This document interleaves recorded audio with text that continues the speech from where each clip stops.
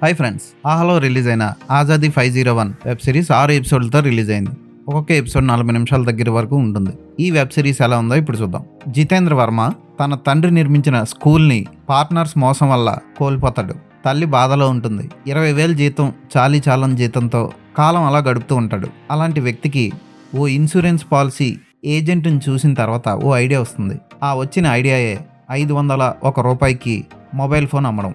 ఆ mobile phone వ్యాపారంతో అతను ఎలా డబ్బు సంపాదించాడు, ఆ వచ్చిన డబ్బుని ఏం చేశాడు, పోలీసుల్ని జనాల్ని ఎలా మోసం చేశాడు, అతను మోసం చేశాడా వ్యాపారం చేశాడా అన్నది వెబ్ సిరీస్లో చూపిస్తారు. ఫ్రీడమ్ ఫోన్స్ అని ఒకప్పుడు ఓ వెబ్సైట్లో ఫోన్లు అమ్మారు. చాలా తక్కువకి 999కి 1500కి ఇలా ఫోన్లు అమ్మినట్టు నాకు కూడా గుర్తుంది. నేను కూడా బుక్ చేశాను, అది బుక్ అవ్వలేదు. అయితే ఆ కాన్సెప్ట్ మీద ఈ వెబ్ సిరీస్ నడుస్తుంది.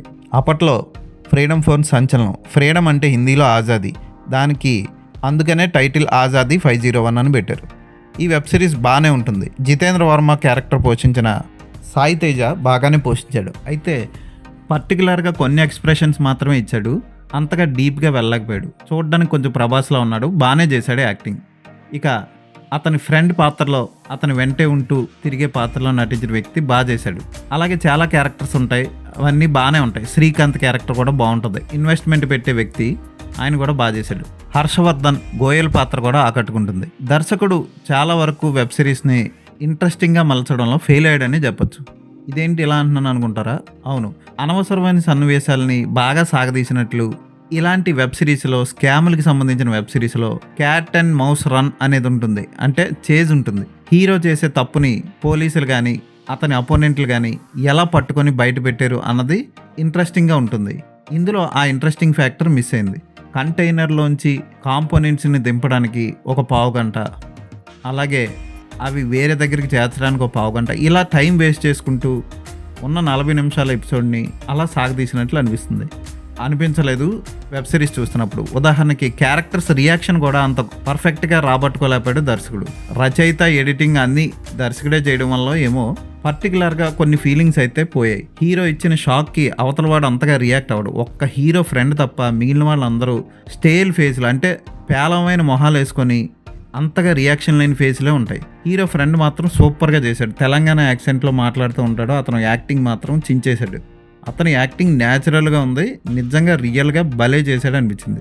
ఇక వెబ్ సిరీస్ అంతా ఫోన్ కంపెనీ చుట్టే తిరుగుతుంది అనుకుంటే పొరపాటే. జితేంద్ర వర్మ వచ్చిన డబ్బుని ఎలా ఇన్వెస్ట్మెంట్ చేశాడు, ఎలా డబ్బును కోల్పోయాడు, తిరిగి ఎలా సంపాదించాడు, ఈసారి లీగల్గా అతను ఎలా తప్పించుకోగలిగాడో చక్కగా చూపిస్తాడు. కొంతవరకు ఇన్ఫర్మేటివ్గా బాగుంది ఈ వెబ్ సిరీస్. అయితే అనవసరమైన సీన్లతో బాగా సాగతీత ఉంటుంది మధ్యలో. ఉదాహరణకి మినిస్టర్తో వచ్చే సీన్లో కూడా అంత పవర్ఫుల్గా పసగా ఉన్నట్లు అనిపించదు.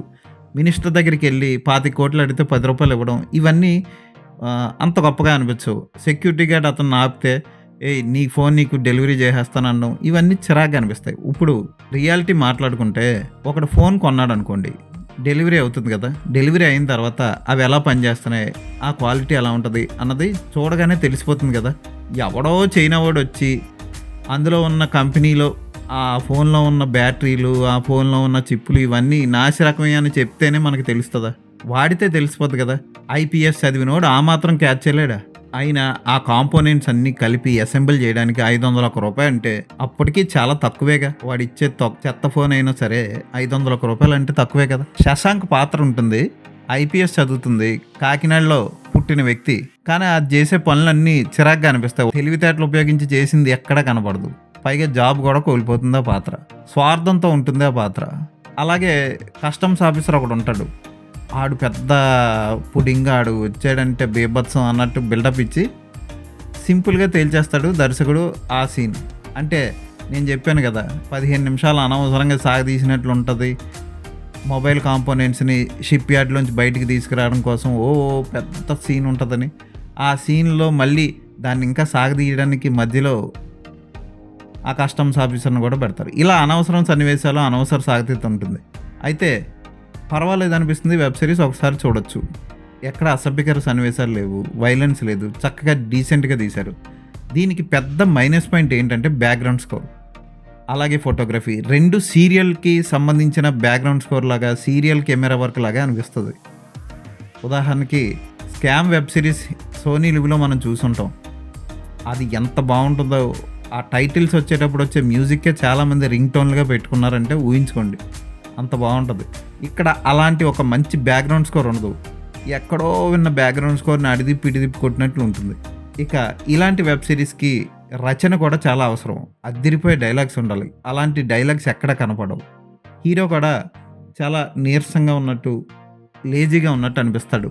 నేను చెప్పాను కదా, హీరో ఫ్రెండ్ క్యారెక్టర్ ఉంటుంది, తెలంగాణ యాక్సెంట్లో మాట్లాడుతూ ఆ క్యారెక్టర్ హైలైట్గా పోషించాడు ఆ వ్యక్తి. మిగిలిన అందరూ చాలా డల్ క్యారెక్టర్లు ఉంటాయి.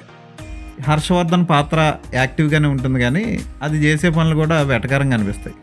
అంత సెంట్రల్ మినిస్టర్ అయి ఉండి చిన్న చిన్న వాటికి కక్కుర్తిపడడం హాస్యాస్పదంగా అనిపిస్తుంది. ఏదైనా పర్వాలేదు, ఒకసారి ఈ వెబ్ సిరీస్ని చూడొచ్చు. ఈ వెబ్ సిరీస్కి నేను ఇచ్చే రేటింగ్ 2.5/5.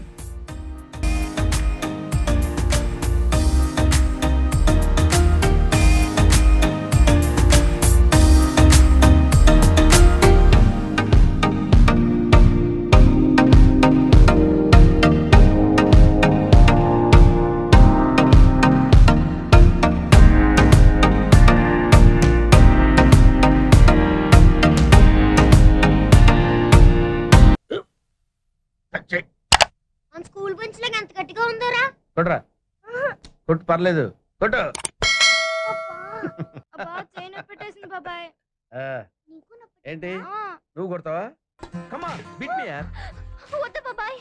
వాడిని నేను కొట్టడం లేదమ్మా, వాడినే నన్ను కొట్టమంటున్నాను. ఆ. నువ్వేం కంగారు పడక్కర్లేదు. అడుగుతావేంటి?